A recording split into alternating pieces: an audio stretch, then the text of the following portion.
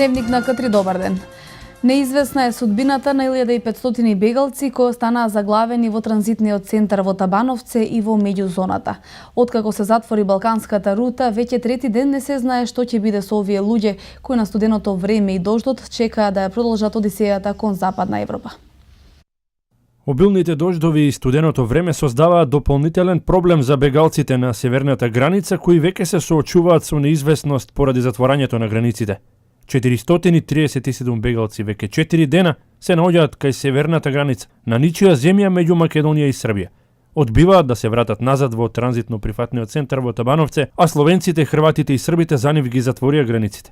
Поради обилниот дожд, шаторите и тендите во кои се сместени се повеќе прокиснуваат, а бегалците ноќите ги поминуваат буквално легнати во кал. Тука се цели семејства, а според проценките 30% од нив се деца и бебиња. Малку подалеку од нив во транзитниот центар Табановце повеќе од 3 недели се наоѓаат околу 1000 бегалци, повеќето од Авганистан, кои се вратени од Србија и Хрватска. My name is Said Hassan Shah. I came from Afghanistan. We are refugees. Доаѓам од Авганистан. Тука сум 25 дена заедно со мојата сопруга и децата.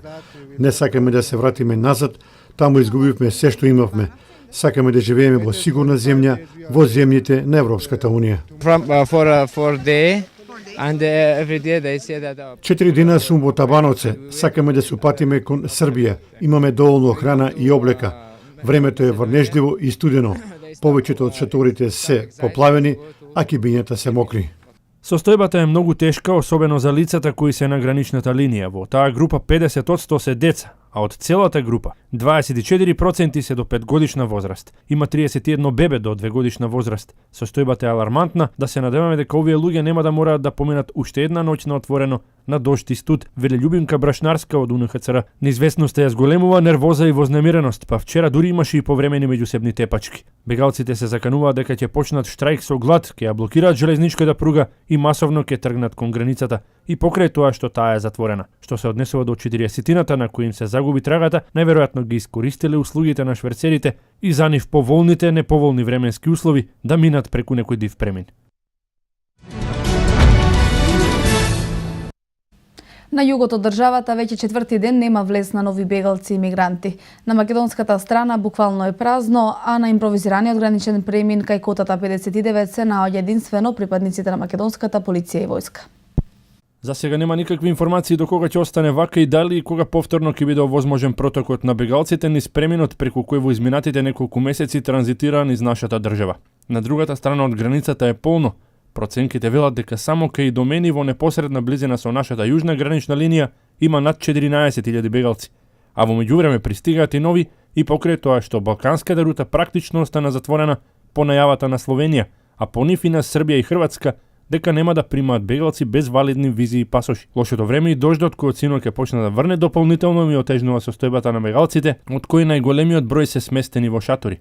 Некои од нив се на северот од Грција, се заглавени повеќе од 3 недели. Велат дека условите во кои престојуваат додека очекуваат решение за нивниот проблем се многу лоши, почнувајќи од хигиената па се до обезбедувањето на вода и храна, кои со секој изминат ден биле се помалку. Судскиот процес за настаните од Кумановско диво населје продолжи и денеска со сослушување на нови сведоци. За прв пат присуствуваа и роднини и сопругите на загинатите полицајци. Судењето продолжува на 22 март. Судскиот процес за настаните од Кумановско диво населје продолжи и денеска со сослушување на нови сведоци. Во судницата за прв пат присуствуваа и роднините на загинатите полицајци, односно нивните сопруги, кои само кратко зборуваа и се изјаснија дека се приклучуваат кон кривичното гонење и штетите ќе ги бараат во други кривични постапки.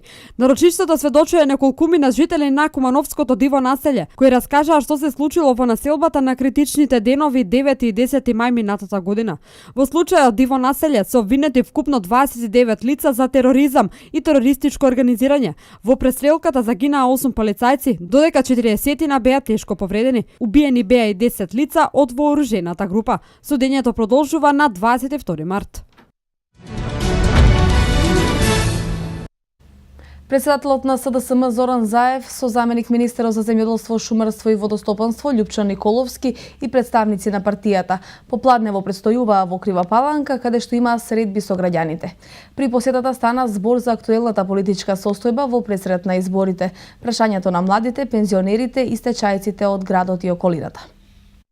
Лидерот на Социјалдемократскиот сојуз Зоран Заев, заменик министерот за земјоделство, шумарство и водостопанство Љупчо Николовски и представници на партијата при посетата на Крива Паланка остварија средби со повеќе категории на граѓани. На истите стана збор за актуелната политичка состојба во пресред на изборите закажани за 5 јуни. Прашањето на младите, пензионерите и стечајците од градот и околните населени места. Денеска во Крива Паланка ќе зборуваме за проблемите на нашите граѓани токму од овде, од Крива Паланка. Ќе разговараме со младите, ќе разговараме за работните места, за перспективите, ќе разговараме со стечајците, со пензионерите, со земјоделците, со граѓаните од градот и од селото.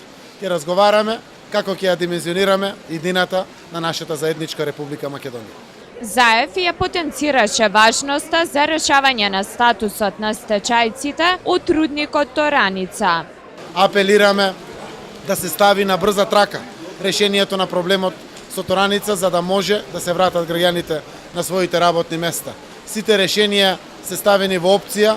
Ја охрабруваме владата да се изнајде брзо инвеститор, ако треба да учествува и со малцинско учество во новата капитализација на фирмата која што ќе може да ја рестартира Тораница, заради тоа што знаеме колку овој проблем е нешто сериозно кое што надвиснало над цел овој регион, над Крива Паланка и околните населени места.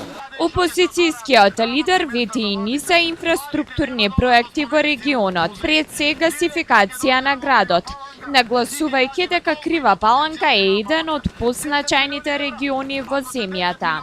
Крива Паланка е еден од позначајните региони во Македонија. Секако гасификацијата е еден многу значаен проект кој што ќе предизвика огромни заштеди од енергетски трошоци кои што ги имаат граѓаните, но и ќе предизвика стимулација за нови инвестиции токму во овој регион. Комуналната инфраструктура, патиштата, водоводите, канализациите, она што го тишти граѓанинот е нешто кое што мора да биде приоритет. Во освртот за актуелната политичка состојба, Заев порача регулација на медиумите и чистење на избирачкиот список во пресред на изборите закажани за 5 јуни, на кој, како што рече, очекува граѓанинот да го има последниот збор. За 36 сантиметри е покачен водостојот на реката Кумановка, додека водостојот на Пчиња кај мерната станица во Пелинце е покачена за 1 сантиметар во последните 24 часа. Во текот на денот се очекува тежиштето на водениот баран да се префрли на реките од пониските делови на сливните подрачја. За 36 сантиметри е покачен водостојот на реката Кумановка, и тоа во период од 18 часот вчера до 8 часот утринава, додека водостојот на Пчиња кај мерната станица во Пелинце е покачен за 1 сантиметар во последните 24 часа. Најновите врнежи кои паднаа изминативе 24 часа предизвикаа покачување на водостоите низ целата територија на Република Македонија, а поради врнежите кои на одредени места се уште паѓаат, ќе бидат со тенденција да продолжат со покачување. Ова покачување кај помалите водотоци е поизразено и побрзо. Надлежните моментално немаат информации за излевање на реките и водотоците, но во текот на денот се очекува тежиштето на водениот бран да се префарли на реките од пониските делови на сливните подрачја. Во сообраќајната незгода која се случила вчера на крстосницата од улиците Тонко Димков и Байрам Шабани, пешак се здобил со сериозни повреди, при што бил префрлен на Скопскиот ургентен центар, информираат од Министерството за внатрешни работи. До незгодата дошло кога товарно моторно возило, сопственост на јавното претпријатие Македонски шуми, удрило во пешакот. Во незгодата пешакот се здобил со тешки телесни повреди и по укажаната лекарска помош во Општа болница Куманово, поради сериозноста на повредите е пренесено во ургентен центар Скопје. Увид на местото на настанот извршила увидна екипа на секторот за внатрешни работи Куманово. Уште 3 дена даночните обврзници од Крива Паланка ќе имаат можност за поднесување на годишна даночна пријава во канцелариите на УЈП. Досега тоа го сториле 2430 физички лица од општината кои во 2015 година оствариле дополнителни приходи по разни основи. Годишна даночна пријава во даночниот шалтер на Управата за јавни приходи во Крива Паланка ќе може да се поднесе заклучно со вторник 15 март. Обврска за поднесување на даночна пријава имаат сите физички лица кои освен плата или пензија во изминатата 2015 година оствариле дополнителни приходи, информираат од подрачната единица на УЈП во Крива Паланка. До 9 месец обврската ја исполниле 2430 лица од градот, од кои 2 даночни пријави се поднесени по електронски пат. Согласно одредбите од персоналниот данок на доход, физичките лица кои остваруваат приходи надвор од плата или од пензија имаат обврска заклучно со 15 март, значи наредната година, значи се односи за претходната година во која ги оствариле приходите, до Управата за јавни приходи да поднесат годишна даночна пријава и да ги пријават приходите. Во Управата за јавни приходи Крива Паланка, заклучно со 9.3.2016 година имаме примено вкупно 2430 годишни даночни пријави.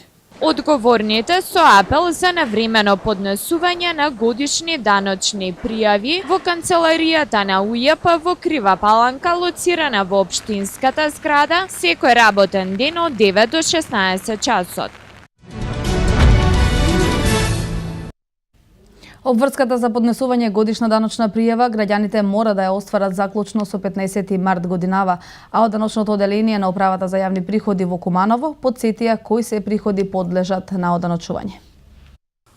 До даночното одделение на Управата за јавни приходи во Куманово досега се поднесени 11.981 годишна даночна пријава согласно законските обврски на граѓаните за пријавување на сите дополнителни приходи остварени во текот на изминатата година. Рокот за пријавување трае заклучно со 15 март, а на само 5 дена до истекот на рокот од даночното одделение во Куманово потсетија кои се приходи подлежат на оданочување. Доколку во изминатата 2015 година, значи сте оствариле дополнителни приходи, односно освен од плата или пензија или приходи од земјоделска или самостојна дејност, сте оствариле приходи од кирии, издавање на имот, под закуп или подзакуп, авторски права, индустријска собственост, исплата на дивиденди, капитална добивка од продажба на учество во капитал и недвижен имот, добивка од наградни игри во износ поголем од 5000 денари, приходи остварени од игри на среќа преку специјализирани интернет страни, лични примања од странство, работно ангажирање во амбасади, мисии на меѓународни организации, приходи остварени преку интернет и други дополнителни примања надвор од вашата, значи редовна плата или пензија. Канцелариите на Управата за јавни приходи се отворени во работното време од понеделник до сабота, а координаторот од Куманово и портпарол на регионалната дирекција на УЈП Штип, Сузана Стошевска-Николовска, информира дека досега вкупно 56.029 лица од регионот ја исполниле обврската. Граѓаните имаат обврска да ги пријават приходите остварени преку интернет, трговија, услуги извршени преку специјализирани страни, како што се фриленсер, Upwork и други. Поставување на реклами на собствени интернет страни, прогнози, дојави на типови за спортски надпревари и други дополнителни приходи надвор од нивните плати и пензии. Подсетуваме дека работното време на Управата за јавни приходи даночно оделение Куманово е од понеделник до петок од 8:30 часот до 18 часот и сабота од 8:30 часот до 14 часот. Истовремено подсетуваме и за можноста на поднесување на годишните даночни пријави преку даноци и преку пошта. Во даночно оделение Куманово до вчера се примени 11.981 годишна даночна пријава, додека во Република Македонија се примени 248.291 годишна даночна пријава, од кои 1211 преку даноци, односно електронски. На ниво на регионална дирекција Штип примени се 56.029 годишни даночни пријави. Од управата за јавни приходи апелираа граѓаните да го запазат рокот за поднесување пријави, освен за годишните приходи и за даночниот биланс ПДДБ и биланс на приходи и расходи од самостојна дејност, трговец поединец, вршители на професионална дејност и останати. Европскиот парламент ја усвои со широко мнозинство резолуцијата за Македонија предложена од европратеникот Иво Вајгел. Во резолуцијата е дадена уште една, седма поред препорака до Советот на Европската Унија за почеток на преговорите за членство на Република Македонија во Европската Унија, но оваа препорака е условена со одржување на фер и демократски избори. Европскиот парламент ја усвои со широко мнозинство резолуцијата за Македонија предложена од европратеникот Иво Вајгел. Во резолуцијата е дадена уште една, седма поред препорака до Советот на Европската Унија за почеток на преговори за членство на Република Македонија во Европската Унија, но оваа препорака е условена со одржување на фер и демократски избори. Финалното гласање на резолуцијата се повтори на два пати, откако првиот пат дел од европратениците кои беа против резолуцијата изразија сомнеж дека нема мнозинство за неа. Во повтореното електронско гласање од 509 европратеници, 404 гласаа за резолуцијата, 76 против и 29 беа воздржани. При гласањето беа отфрлени сите 9 амандмани предложени од страна на европратениците, на Обединетата европска и нордиска левица, во која најбројни се европратениците од Грција. Тие најмногу се однесуваа на добрососедските односи, проблемот со миграцијската и бегалската криза и противењето на членството на Македонија во НАТО. Препораката на Европскиот парламент е испратена до Европскиот совет, но таа не е обврзувачка, зашто збори фактот дека изминатите 6 последователни препораки за почетокот на преговорите останаа без одлука за тоа од страна на советот. Уште една авиокомпанија одлучи да воведе директна авиолинија поврзувајќи ја Македонија. Државата ќе се најде на мапата на Qatar Airways, која представува една од светските најдобро рангирани авиокомпании. Уште една авиокомпанија одлучи да воведе директна авиолинија поврзувајќи ја Македонија. Државата ќе се најде на мапата на Qatar Airways, која представува една од светските најдобро рангирани авиокомпании, напиша на својот Facebook профил лидерот на ВМРО ДПМН Никола Груевски. Ова е уште една линија која е резултат на залагањата за обезбедување на нови дестинации за македонските граѓани. Во текот на 2016 година ќе има директно поврзување со Доха, Катар, кој представува еден од најмоćните економски емирати и е значаен трговски центар, напиша Груевски. Иако преку финансиската подршка што се обезбедува за воведувањето на ефтини авиолинии, нагласува Груевски, досега воведени се ефтини летови до 20 градови во Европа. Ваквата можност за ефтини летови досега ја искористија преку 2 милиони патници кои заштедиле на своите буџети. Ја искористиле понудената можност за патување до некоја европска дестинација. До крајот на овој месец ќе се воведат уште 3 нови дестинации кон Братислава, Копенхаген и Берлин, а од мај ќе се воведе линија до Прага.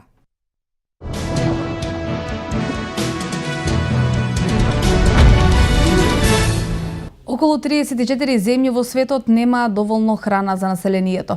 Меркел изјави дека затворањето на балканската рута не го решава проблемот.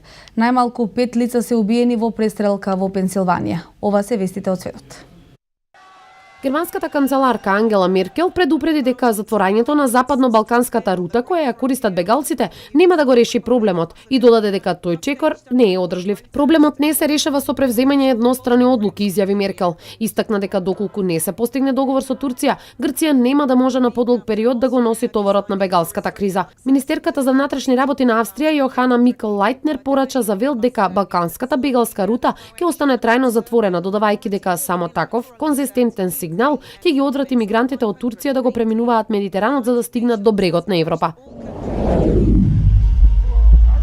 Најмалку 5 лица се убиени, а неколкумина се повредени при престрелка во американската држава Пенсилванија. 4 жени и 1 маж биле застрелани од непознати напаѓачи во кварт во Вилкинсбург, на 13 км источно од градот Питсбург. Напаѓачите побегнале, а полицијата е во потрага по нив.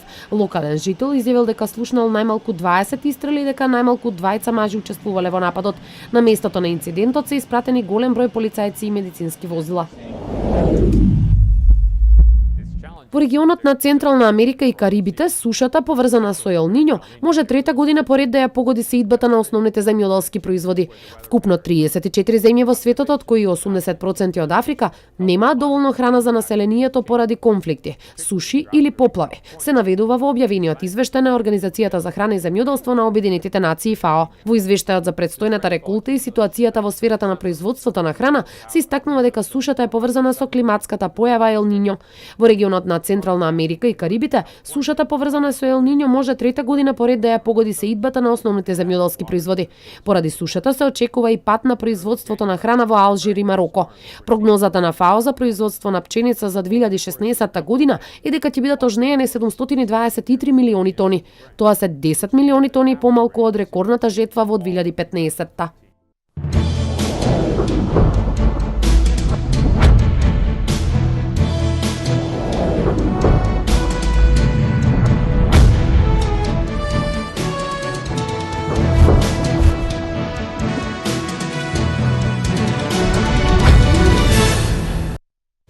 Жарко Ракочевиќ и официјално од вчера повеќе не е дел од кошаркарскиот клуб Куманово, а информацијата ја потврди од управата на клубот на нивниот профил на социјалните мрежи. Како причини за ваквата одлука од клубот ги наведуваат недоразбирањата со новиот тренер Маријан Србиновски, поради што Ракочевиќ самиот донел одлука да го напушти клубот и градот. Кошаркарскиот клуб Куманово по повод заминувањето на нивниот центар Жарко Ракочевиќ истакна дека подолго време го подготвувал своето заминување од клубот. Ракочевиќ одигра на високо ниво само во првите неколку кола, се додека не стигнаа понудите од Австрија и од Венецуела, кои создадоа нервоза кај него. Уште во времето на тренерот Тодоровиќ тој првпат побара да замине, но остана за купот. На средбата со Кожув влезе во конфликт со Србиновски, бидејќи одигра под своите можности. Кошаркарскиот клуб Куманово сега преговара со Ракочевиќ околу штетата, а во тимот ќе се врати Игор Биелич, кој се опоравува од повредата и за 20 дена ќе биде на располагање, вели спортскиот директор на Куманово Младен Давидовиќ. Замената Игор Биелич сезонава одигра неколку надпревари за клубот. Ваквата промена доаѓа само една недела пред еден од најважните надпревари на клубот, кога во вторник на гостински терен кумановските кошаркари ќе ги одмерат силите со МЗТ Скопје аеродром.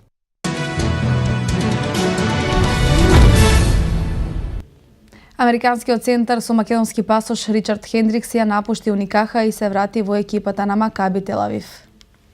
Тој со успех го носеше дресот на овој клуб од 2010 до 2012, а така се надева дека ќе биде и во вториот мандат кој треба да трае до крајот на надпреварувачката 2016-2017 година. Среќен сум што се враќам во местото кое за мене е како втор дом. Не можам да дочекам да заиграм пред неверојатните фанови, истакнал Хендрикс, кој го носеше дресот на Македонија на претходното европско првенство.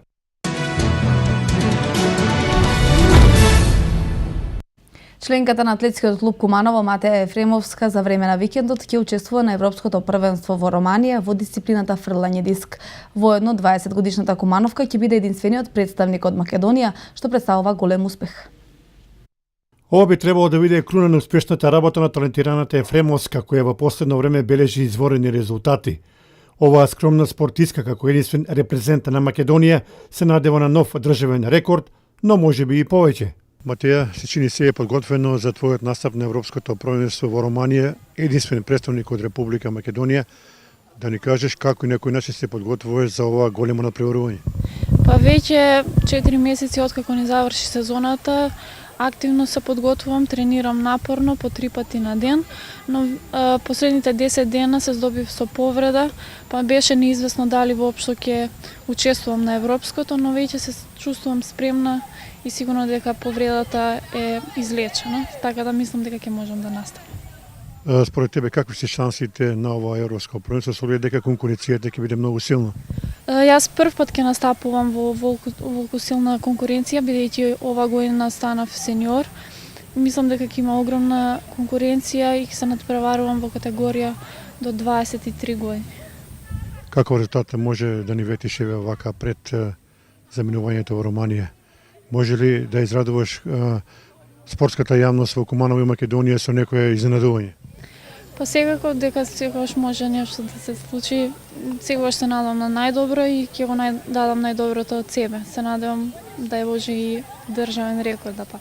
Како да е, Матеја со пласманот на Европското првенство ги оправда очекувањата, а следниот чекор може би ќе биде учество на светско првенство.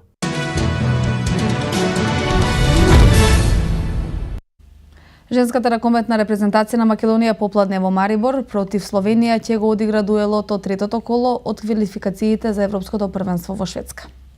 Од понеделникот избраничките на селекторот Симе Симовски тренираа во Скопје, вчера има тренинги во салата во Марибор. Македонија овие квалификации игра со подмладена репрезентација, каде единствено капитенот Елена Ѓоргиевски има повеќе репрезентативно искуство. Од таа причина сите ривали во нашата група Словенија, Црнагора и Хрватска ја имаат фаворитската улога против Македонија. Селекторот Симовски очекува добра игра и да се одигра во рамките на своите можности.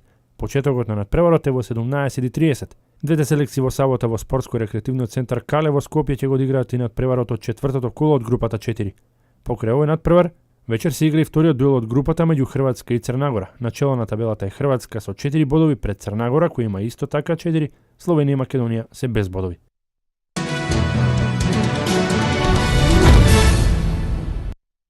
Екипите на Бенфика и ПСЖ изборија пласман во четвртфиналето, откако беа поуспешни од Зенит и Челси.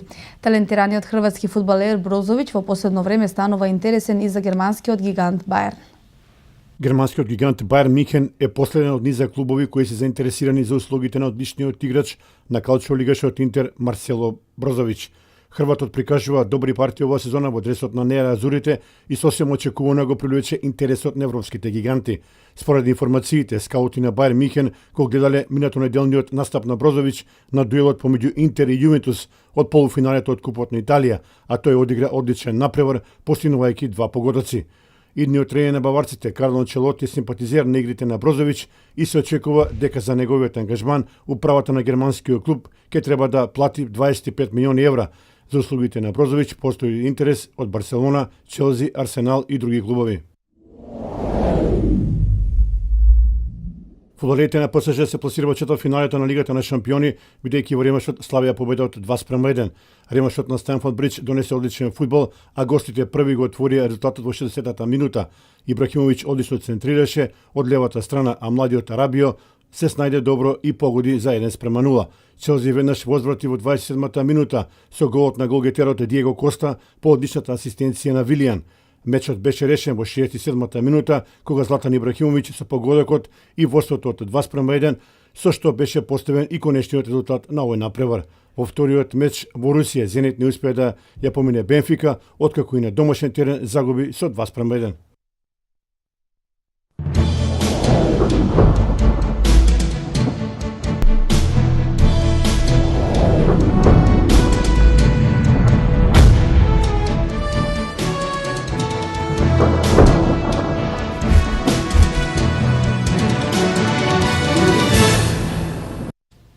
Времето во Македонија ќе биде претежно облачно со повремени врнежи од дожд. Пообилни ќе бидат во североисточниот и источниот дел од земјава. Преку денот ќе дува умерен ветер претежно од југозападен правец.